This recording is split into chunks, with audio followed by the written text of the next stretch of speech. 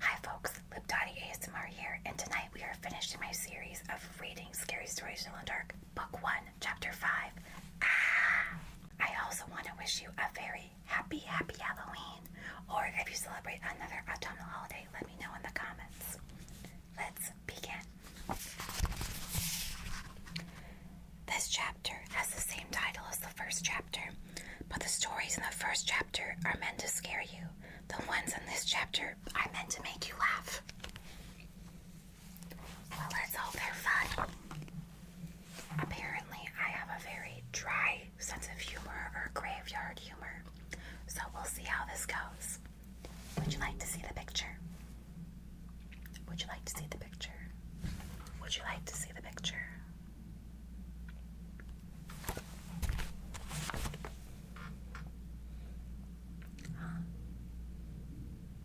I wonder if we're going to read about this fella, this person. Alright, let's begin. The Viper. A widow lived alone on the top floor of an apartment house. One morning, her telephone rang. "Hello," she said. "This is a Viper," the man said. "I'm coming up." Somebody's fooling around, she thought, and hung up. A half hour later, the telephone rang again. It was the same man. "It's the Viper," he said. "I'll be up soon." The widow didn't know what to think, but she was getting frightened. Once more the telephone rang. Again, it was the Viper. "I'm coming up now," he said. She quickly called the police. They said they would be right over.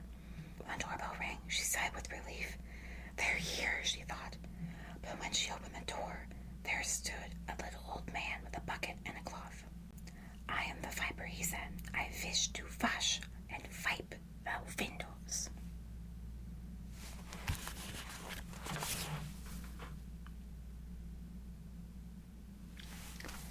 I don't know about you, but I feel bamboozled. Bamboozled. Is this making fun of folks with accents out there? Or is this like a classic Transylvania Dracula type of accent, and that's how I'm supposed to read it? Let's try that. "I am the Viper. I wish to wash and wipe the windows." I don't know, guys. Okay. Our next story. The Attic. A man named Rupert lived with his dog in a house deep in the woods. Rupert was a hunter and a trapper. The dog was a big German shepherd named Sam. Rupert had raised Sam for a pup. If they kill Sam, we're riding at dawn. Better yet, dusk. Almost every morning, Rupert went hunting, and Sam stayed behind and guarded the house. Bring Sam along. Like, you could have trained Sam to be a hunting dog. Like, what are you doing, Rupert? One morning, as Rupert was checking his traps, he got the feeling that something was wrong at home. He hurried back as fast as he could. When he got there, he found that Sam was missing. He searched the house in the woods, but Sam was nowhere to be seen. He called and he called, but the dog did not answer. For days, Rupert looked for Sam, but he could not find him. For days, Rupert looked for Sam, but he could find no trace of him. Finally, he gave up and went back to his work. But one morning, he heard something moving in the attic. He picked up his pew-pew.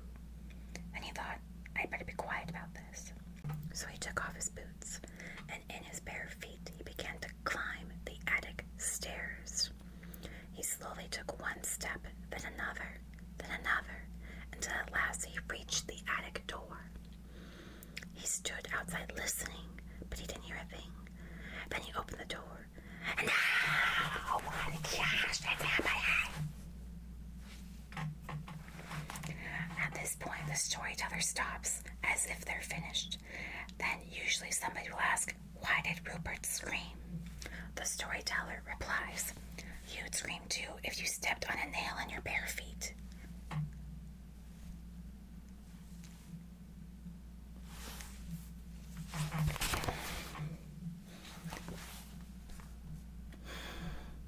Is Sam okay though?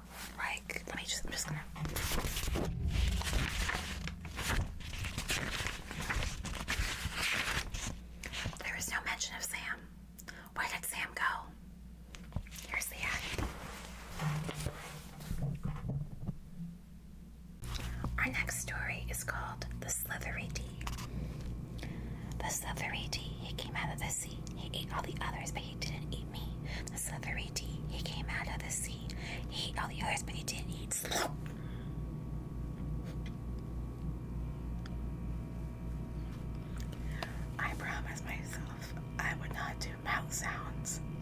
vow. Today, that vow has been broken. Do you want to see the pictures? Okay. Slithery-Dee, Slithery-Do, Slithery-Dee, a Slithery-Do. Our next story is called Aaron Kelly's Bones. Aaron Kelly was dead. They bought him a coffin and had a funeral and buried him. But that night he got out of his coffin and he came home. His family was sitting around the fire when he walked in. He sat down next to his window and he said, "What's going on? You all act like somebody died. Who's dead?" His widow said, "You are." "I don't feel dead," he said. "I feel fine." "You don't look fine," the widow said. "You look dead. You better get back to the grave where you belong." "I'm not going back to the grave until I feel dead." Since Aaron wouldn't go back, his widow couldn't collect his life insurance. Without that, she couldn't pay for the coffin. And the undertaker said he would take it back. Aaron didn't care. He just sat by the fire, rocking in a chair and warming his hands and feet. But his joints were dry and his back was stiff, and every time he moved, he creaked and cracked. I can relate to this. One night, the best fiddler in town came to court the widow. Since Aaron was dead, the fiddler wanted to marry her. The two of them sat on one side of the fire, and Aaron sat on the other side, creaking and cracking. "How long do we have to put up with his dead corpse?" the widow asked. "Something must be done," the fiddler said. "This isn't very jolly," Aaron said. "Let's dance." The fiddler got out his fiddle and began to play. Aaron stretched himself, shook himself, got up, took a step or two, and began to dance. With his old bones rattling and his yellow teeth snapping, his bald head wagging and his arms flip-flopping, around and around he went. With his long legs clicking and his knee bones knocking, he skipped and pranced around the room. How that dead man danced! But pretty soon a bone worked loose and fell to the floor. "Look at that," said the fiddler. "Play faster," said the widow. The fiddler played faster. Gritty cracked down and back the dead man went hopping, and his dry bones kept dropping. This way, that way, the pieces just kept popping. "Play, man, play," cried the widow. The fiddler fiddled, and dead Aaron danced. Then Aaron fell apart, collapsed into a pile of bones. All except his bald head bone that grinned at the fiddler, cracked its teeth, and kept on dancing. "Look at that," groaned the fiddler. "Play louder," growled the widow. "Oh, oh," said the head bone. "Ain't we having fun?" The fiddler couldn't stand it. "Widow," he said, "I'm going home," and he never came back. The family gathered up Aaron's bones and put them back in the coffin. They mixed them up so he couldn't fit them together. After that, Aaron stayed in his grave. But his widow never did get married again. Aaron had seen to that. Here's a picture of dead Aaron.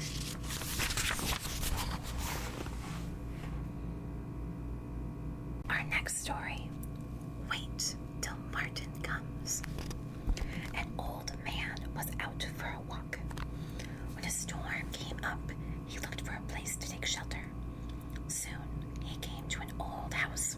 He ran up on the porch and knocked on the door, but nobody answered. By now, rain was pouring down, thunder was booming, and lightning was flashing. So he tried the door. When he found it was unlocked, he went inside. Except for a pile of wooden boxes, the house was empty. He broke up some of the boxes and made a fire with them. Then he sat down in front of the fire and dried himself. It was so warm and cozy that he fell asleep. When he woke up, a black cat was sitting near the fire. It stared at him for a while, then it purred. "That's a nice cat," he thought, and he dozed off again. "I cannot purr." When he opened his eyes, there was a second cat in the room, but this one was as big as a wolf. It looked down at him very closely, and it asked, "Shall we do it now Martin comes. I must be dreaming, thought the old man. He closed his eyes again. Then he took another look. But now there was a third cat in the room, and this one was as big as a tiger. It looked the old man over, and it asked, "Shall we do it now?" "No," said the others. "Let's wait till Martin comes." The old man jumped out the window and started running.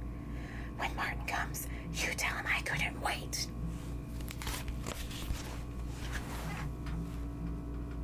There's 3 kitsies there, and I'm going to pet them all. I don't care if they're going to eat me. I'm going to see if they're okay to be pet. Like if the animal is okay and like domesticated and like wants to be pet. I would like to pet the kitsies. I like cats. And now, the last story of Scary Stories to Tell in the Dark, Book 1, The Ghost with the Bloody Fingers. A businessman arrived at a hotel late one night and asked for a room. The room clerk told him the hotel was all filled up. There is only one empty room, but we don't rent that one because it is haunted. "I'll take it," said the businessman. "I don't believe in ghosts." The man went up to the room. He unpacked his things and went to bed.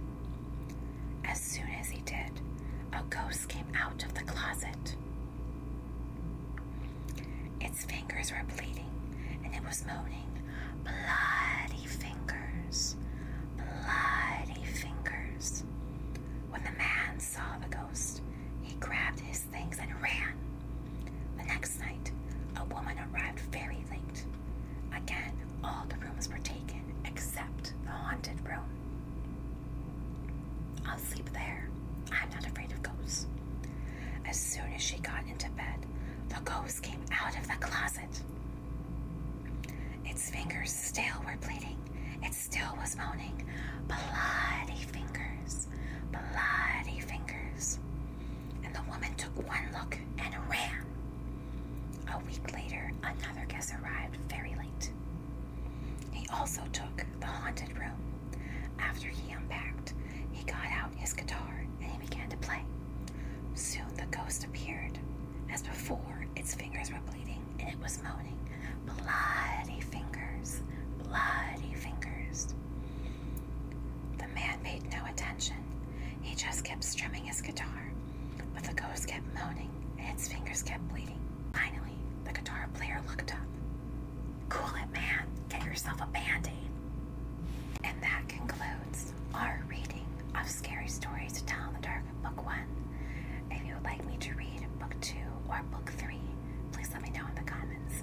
I hope you had a very spooky, a very scary time. And I hope you have a very, very happy Halloween.